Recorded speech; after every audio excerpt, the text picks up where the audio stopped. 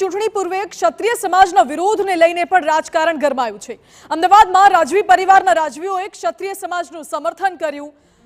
ઉત્તેલિયા સ્ટેટના યુવરાજ ભગીરથસિંહે મોટું નિવેદન આપ્યું છે। અમારે અંત સુધી લડવાનું છે, હવે આરપારની લડાઈ જામશે। આવતીકાલે બધા જ રાજવી એક મંચ પર આવી પ્રેસ કોન્ફરન્સ કરશે તેવું કહ્યું છે। આંદોલન જે કોઈ સ્વરૂપ લે એની જવાબદારી અમારી નહીં રહે, અમારી અસ્મિતા પર સવાલ આવશે તો પાછી પાની નહીં થાય તેવું ભગીરથસિંહે નિવેદન આપ્યું છે। આખા દેશમાં આંદોલનને લઈને જઈશું અને 75 વર્ષથી ક્ષત્રિય સમાજને કશું જ નથી મળ્યું તેવા પણ આરોપો કર્યા છે। પુરુષોત્તમ રૂપાલાની ટિકિટ રદ કરવાની માંગ ઉગ્ર થઈ રહી છે।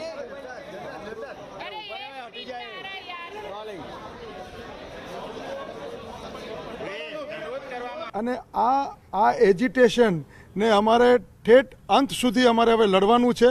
હવે આ ઇસ પાર કે ઉસ પારની લડાઈ છે। અમે સરકારને વારંવાર કહીએ છીએ, વારંવાર વિનંતી કરીએ છીએ। ગઈકાલે અમે માજી મુખ્યમંત્રી શ્રી શંકરસિંહભાઈના નિવાસસ્થાને પણ ગયા હતા, એમનું પણ ધ્યાન દોર્યું છે। એમને અમારી પાસે 24 કલાક માંગ્યા છે। હવે આજ સાંજે 24 કલાક પતી જશે। હવે જો કોઈ સરકાર આમાં નિર્ણય અમને નહીં આપે તો અમે આને આર પારની લડાઈ જ અમે કરવાના છીએ।